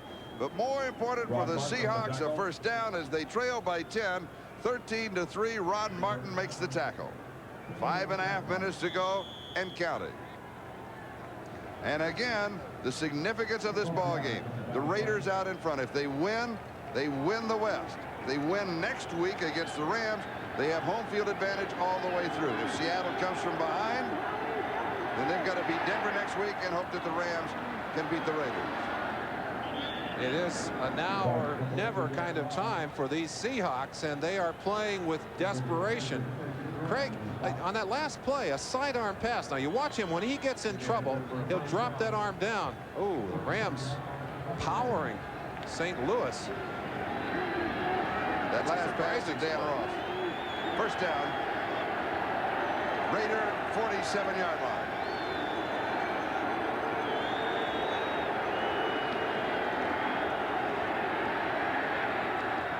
Oh, what a great catch. 41. Ross again. Gain of 6, 2nd down and 4. Stacy Turan with the tackle. They're doubling the outside men. You've got to cover the tight end over the middle. Well, you've got to go inside. When you have a fine tight end like that and who knows how to get himself open, it's the same thing the Raiders do to Todd Christensen.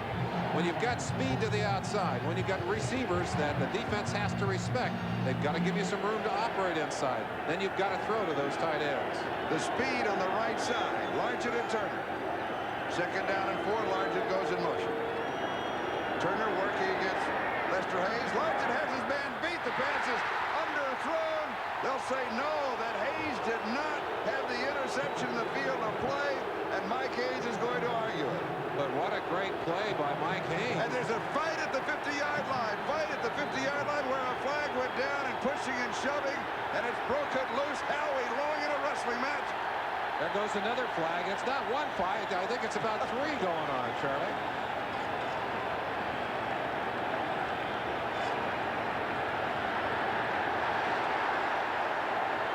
There goes another one. They're going to run out of flags. Well, the concern here is not letting this game get out of hand. And Jeff Barnes may have been ejected. The officials will tell us, but that was the move that the official is giving us. Tom Flores over there waving some of his troops to the sideline. And we said earlier in the game that we've been surprised that this kind of thing had not happened earlier. We didn't expect it all at one time. Chuck saying just settle down. Don't lose your cool. Don't lose your poise. He's got a list, I think, Charlie. I think you're right. And checking it twice. We have 3 disqualification fouls. Wow. 53, 56 for the Raiders, 71 for the Seahawks. The fouls occurred during continuous action. They offset, and it's 3rd down. The down counts. It's 3rd down. They're saying that the fouls took place after the end of the play. They're going to negate each other, but the Raiders have lost 2 players, Rod Martin and Jeff Barnes, 2 linebackers. You're looking at the play that kind of set it all off. Let's see where Mike comes down. I think he's in bounds. I think his hips hit in bounds. And I think that was a good, I think he should have had the football there. You're right. But back at the line, they're gathering up the laundry. They're trying to say, who does this handkerchief belong to? Charlie, the other thing that happened on that play, as you look at another angle of that same play, let's see if where we can. Now he's got 1 foot down. If any other part of his body hits inside, he's inside. I thought his buns were inside. His buns were inside the line, and then he rolled out of bounds. Now Millard, number 71, has been ejected from the game. That's costly for the Seattle Seahawks. They're already hurting at that tackle position. Ron Essink is on injured reserve. That means that they're really without a player. They're going to have to put Ron Borchard probably in there, or Connie Kawhi. And he's saying, why am I the one that gets out of there? And for the Raiders, it was Jeff Barnes and Rod Martin. Well, that's costly. That carries with it an automatic $500 fine from the league office. So it's the guy. I don't blame him for being angry. Plus, you don't get to play in the rest of the game. So it's 3rd down and 4. Back at the 41-yard line. Time remaining. 3:54. Raiders lead by 10. 13-3. And it is John Borchard replacing Millard at left tackle.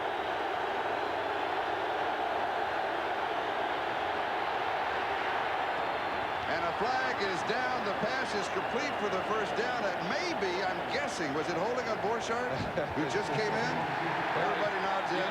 You know who they're going to put over there to test him. They put Howie Long over there, and we've seen a lot of experienced and first-line players who haven't been able to control it. 76, 10-yard penalty, still 3rd down. Well, the new man in town. Hell, they just put Howie over there on him and said, hey, let's find out if this guy can block. Borchard, who had his problems in that Monday night game not too long ago against San Francisco. Left-hand side of your screen. We'll perhaps see him coming in. He's out there somewhere. The reason we don't see him is there he is. There's he held it so long he couldn't get to the picture. Got a hammer lock on him. 3rd down and 14.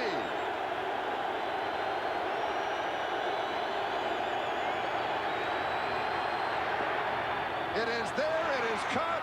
It is Darrell Turner's first reception of of the game, and it's a first down at the 35-yard line. Gain of 16. Mike Haynes with the tackle.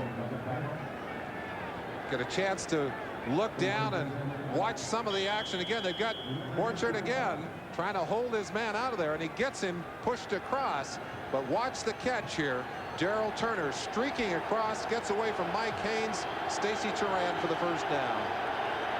At the Raider 35, down the sideline to Turner, and it's incomplete. He and Haynes battling for it. Ball slightly thrown too far outside of the field, and Turner was able to bring it down, but had his feet in the white stripe on that one. 2 minutes and 45 seconds. That is the time remaining in the game. Charlie, they say that if you wait long enough, the calls even out. I don't know if they have today. The Raiders have had a lot of bad calls on this. Yeah, you're right. Passing breakdown for the Seahawks to the wide receivers, running backs, and tight end. We'll come back to that. That's something I'd like to show you on that stat. Second down and 10. LA 35-yard line. Raiders lead by 10, 13-3. The Raiders win. They're the champs of the West. Flag is down. It's probably holding again. The pass is intercepted at the 31-yard line. They haven't tagged him yet. Mike Haynes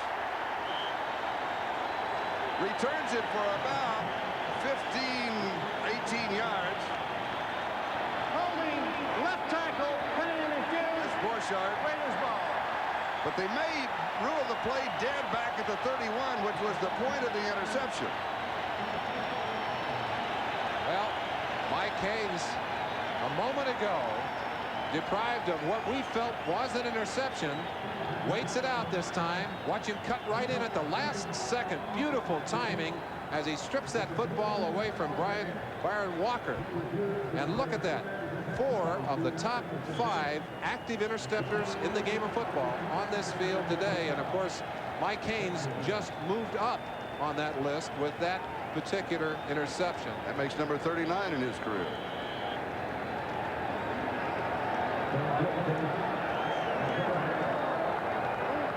So the Raiders have the ball at their own 31-yard line. First down with 2:32 left to go.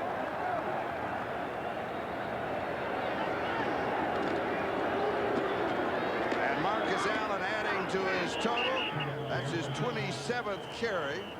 He had 106 yards just before that. Dave Brown with the tackle. Let's go back to that panel, Merlin. Here's a panel that you might find interesting in the sense that it gives you a chance to look. You throw to the best receivers you have on the field. The Seahawks are going to the outside people. Basically, that's Largent.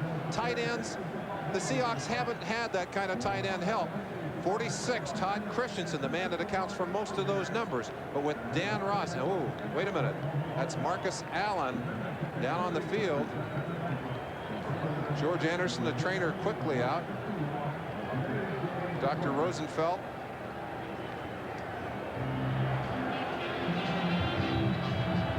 The one thing you can't afford to lose is your big play people, your game breakers. You've got to have your game breakers. It may be that he's just got a stinger. Looks like they're kind of pulling that arm away. Let's see what happened on that last play. Gets away from Randy Edwards there. It's a shot right there by Dave Brown. Gets popped. Kind of hard to see what happened. Hell, he's up. I think what happened is on that first pop on the head. Yeah, you see him grabbing his hand.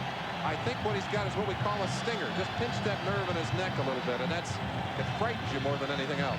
Does it feel like when you hit your crazy bone? It does. The hands, fingers go numb, and what scares you is if you do it often enough, that numbness may stay for several days.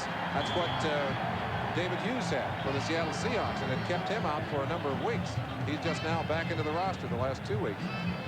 Mark the ball at the 34-yard line. Second down and 7. 2 minutes and 25 seconds. That is the time remaining. Kenny King replacing Marcus Allen. Hawkins the ball carrier. Seattle will stop the clock. What they're doing now, they're stopping the clock prior to the 2-minute mark. They use the 2-minute mark hopefully as the last time to stop the clock before fourth down. And that means that the Raiders would then be kicking, and they would at least have control of the offense, and they can control the clock when they're on offense. Absolutely true. The other thing they're thinking about doing is trying to strip that football, trying to knock it away, and they've gotten several on the day. Charlie, when you look at these two teams, we talked about the similarities, the strong defenses, and that both of these defenses have played outstanding games in this game today. Both special teams have come up with big plays. The two quarterbacks have been factors. They have made some positive plays, and they have not thrown interceptions. The difference in the game today, Marcus Allen, he and Kurt Warner, if you look at their numbers comparatively, it's Allen that has swung the pendulum onto the side of the Raiders. And the big play in the touchdown drive, the pass to Dokie Williams for Mark Wilson. Today's telecast presented by authority of the National Football League, intended for the private use of our audience. Any rebroadcast or other use of this telecast without the express written consent of the Los Angeles Raiders and the National Football League is prohibited. You're right. Throughout the game, it has been Marcus Allen. No question about it. 13-3. The margin is 10 points, and the time 2:19. Time remaining. Dokie Williams comes in motion. And here is Hawkins, first down. And they'll take him out of bounds at the 50-yard line, and that'll stop the clock. John Harris rides him out of bounds after a gain of 15 yards on the play. Clock stopped now at 2:11. There's a man hoping he'll get another opportunity to do something with his talent. Craig has not had a spectacular day, but he has not hurt the Seahawks as he has in some of their ball games this year.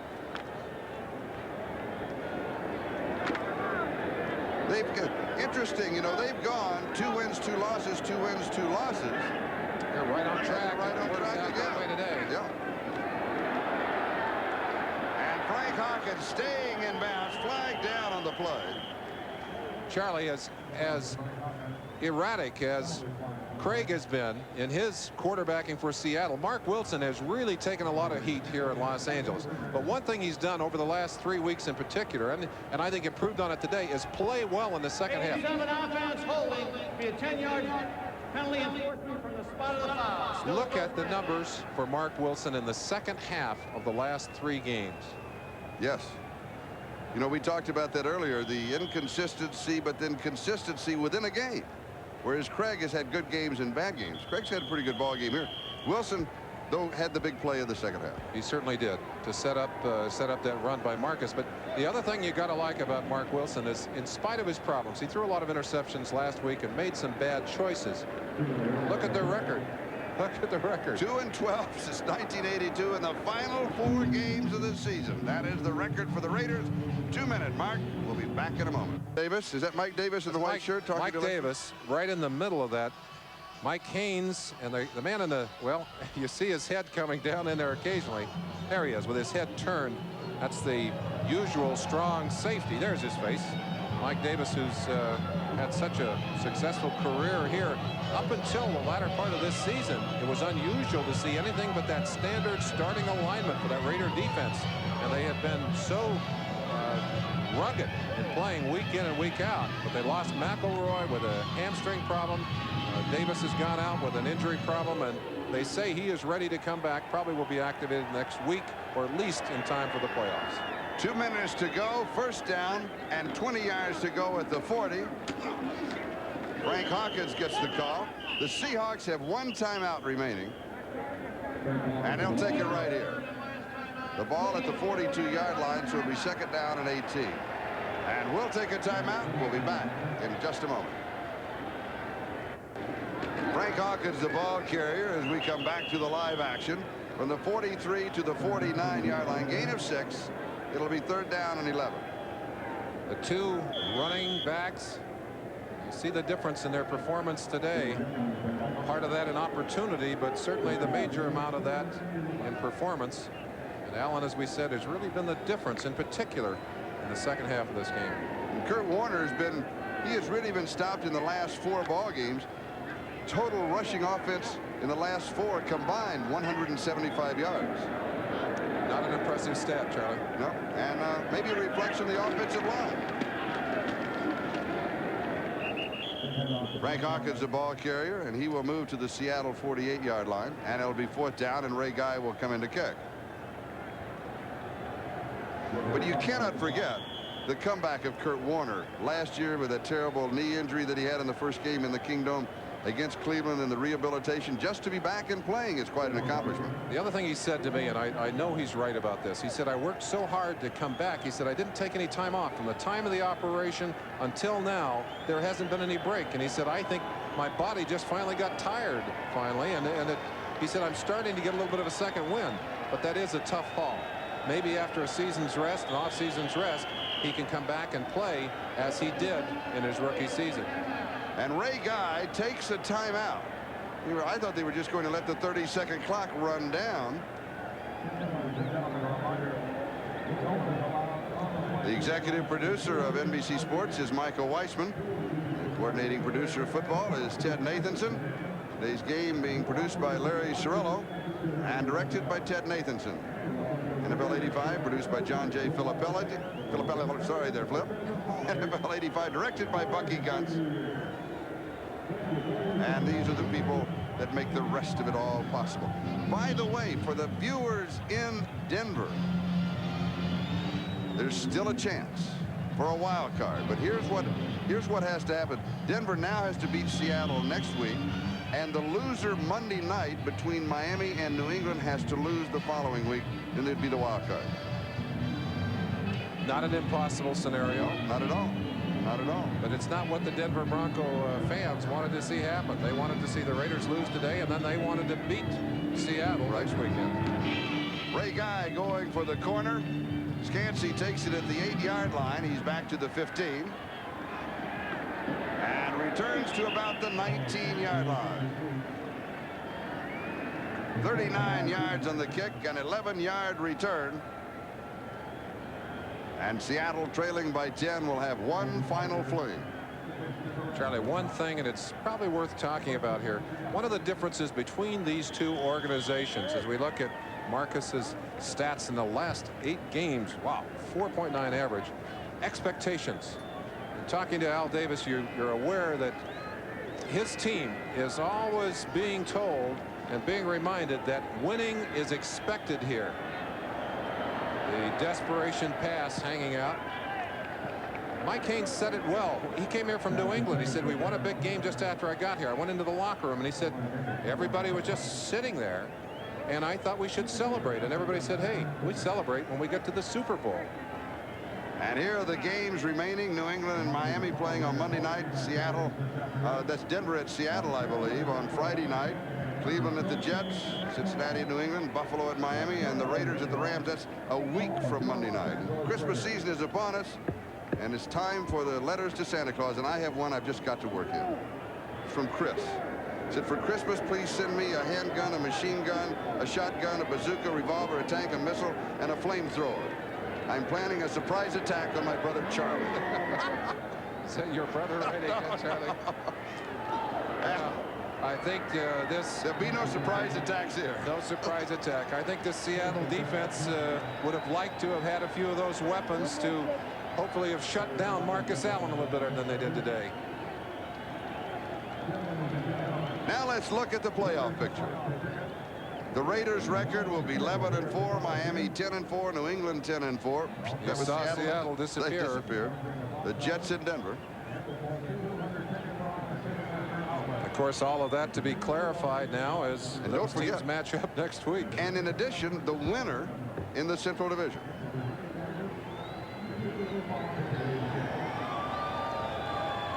One second left between the Raiders and the championship of the West.